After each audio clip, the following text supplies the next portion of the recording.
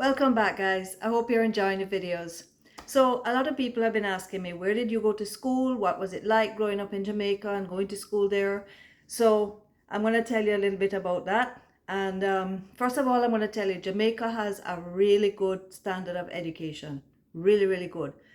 Them work the kids hard though. So anyway, at 3 years old, my mother and father decided they're going to send me to Roman Catholic school. So they found a school in Brownstown named Servite Convent.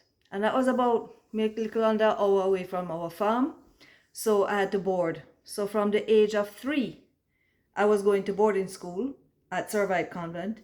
And when I went there at 3 years old, I can remember a place named Pink Dorm.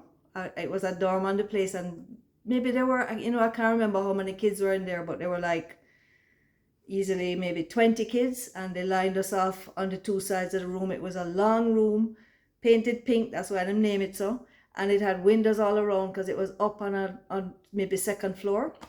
So these schools are run by the Franciscan nuns, and the matron in charge of the dorm was Nurse Garvey, and Nurse Garvey was strict. But because I had gone there since I was 3 years old, and all when we make up my bed, they had to give me a little stool to stand up on it and make my bed in the morning time. So she had me like her pet, right? And the thing is that that was a good thing and a bad thing, because to be her pet now meant that sometimes if she passing you, she did this affectionately, but when I tell you it hurt, she grab your skin and she twist it round, and that is her pinching you and grabbing it. And I'm like, I don't really want to be your pet. But the next time now, it was nice to be her pet, because she would bring gizzardo and coconut drops and grater cake for us, and that was lovely, right? So who wouldn't want that? So next time now, when I left, I went to Servite from I was 3 till I was 10, and I remember Sunday evening, afternoon, really after lunch, my father would drive me through the hills from Claremont, go through to Brownstown and drop me at school. It was a pretty drive. And then on a Friday after school, I would be at the chain link fence looking out for mother. My mother would pick me up after school and take me home back to the farm. And I did that till I was 10. And when I was 10, Servite closed down, and they put another school there called Brownstown Community College. I think that's still there now. And so they wanted me to continue at a Roman Catholic school. So now I went from Brownstown to town, to Kingston. And I went to Immaculate Conception Prep. And at Immaculate, I remember having a teacher there named Mrs. Chin in grade 6. She was a lovely woman. I remember a lot of things that she taught me to this day. I think my handwriting also favor Mrs. Chin handwriting. So I remember too that the nuns at the place at ICHS, that's what we called it, right? But they had some big German Shepherd dogs, and they had like a concrete, like a castle that was a dog house. I don't know why, but that's one of the things I remember. And then they had some big green lizards in the playing field, and that is where my hatred for lizards began. I don't really love lizards. And then when I was in high school, at the same school across the grounds, right by the swimming pool, they had ground lizard. No, you don't want to buck up a ground lizard. So anyway, when I finished at Immaculate Prep, I went to Immaculate High, but first I had to take common entrance. And common entrance, for anybody who knows it, or the exam that you have to take to get from prep school to high school in Jamaica, is grueling. It's rough.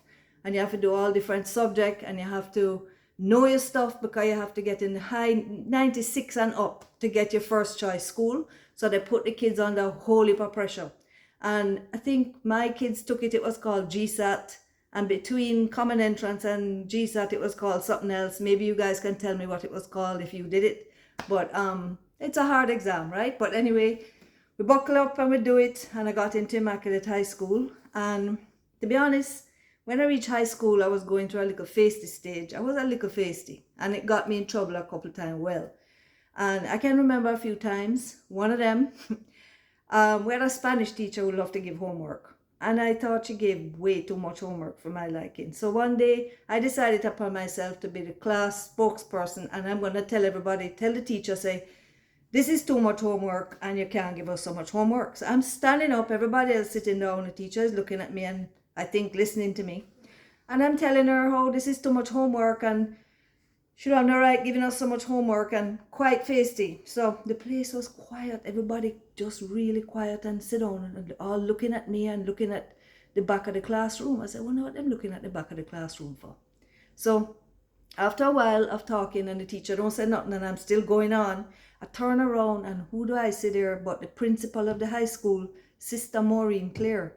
And if you went to Immaculate, you know what I'm talking about. She stared me right down. And when I know after school that day, it was straight to her office to get my punishment. So next time now, I'm in biology lab. And we had some benches like where we used to do experiments and what have you. And up at the front of the classroom was this big thermometer. And Mrs. Martin was a teacher. And she said she was leaving the classroom to must go get something and come back. And so I said, oh, great. Long time I want to try out this thermometer and take my temperature. So I run up to the front, me and a friend of mine, and I go up there and I say, my idea was this now.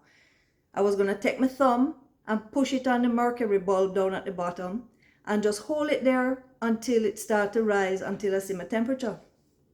So I put it there and it not moving fast enough for me. I said, no, this thing not working good. So press it a little harder.